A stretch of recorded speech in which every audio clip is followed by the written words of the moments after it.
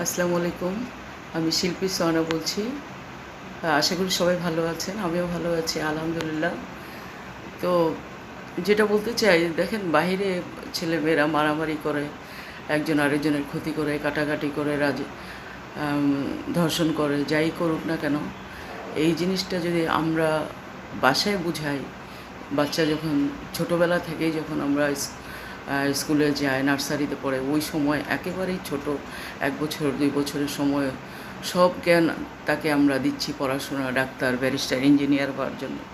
কিন্তু এই শিক্ষাটা যদি দেই যে তুমি মানুষকে সহযোগিতা করবে, কোনো মেয়েকে অবহেলা করবে না, কোনো মেয়েকে ধর্ষণ করবে না রাস্তাঘাটে, আজে বাজে, মানে তখন তো আর এই কথাগুলো বলা যাবে না ওই বয়সে।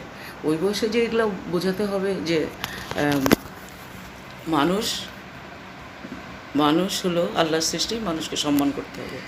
আমরা আল্লাহকে ভয় পাই, আল্লাহকে সম্মান করি, আল্লাহকে ভালোবাসি। আল্লাহকে ভালোবাসতে হলে মানুষকে ভালোবাসতে হবে। এতটুকুই তো আমরা যদি তাকে বুঝাইতে পারি, তাহলেই সে মানুষকে সম্মান করবে। গরিব দুঃখী যে যাই হোক না কেন, তো সম্মান করলে তখন কিন্তু আর খারাপ চিন্তাটা আসে না। তো বাচ্চারা যখন ছোটোবেলায় স্কুলে যায় তখন কিন্তু আমরা ওর কাঁধে ব্যাগটা দিই। তো এই এতটুকু বাচ্চা, আমাদের দেশের পড়াশোনা সাথে বাচ্চাদের তো বয়সের কোনো সামঞ্জস্য নাই তেমন একটা। তো সেই হিসাবে বা কতটুকু সামঞ্জস্য আছে আমরা তো এত জানি না ঠিক মতো। তো সেই হিসাবে ওর ব্যাগটা কিন্তু অনেক ভারী হয়ে যায়। তো ছোটোবেলা থেকে বাচ্চার ব্যাগটা যদি একটু বাবা মারা কষ্ট করে বহন করে, অনেক বাবা মারা আমরা আছি যে নিজেরা বহন করি, অনেকেই আবার বাচ্চাদেরকে দিয়ে দিই, এটা কিন্তু ঠিক না।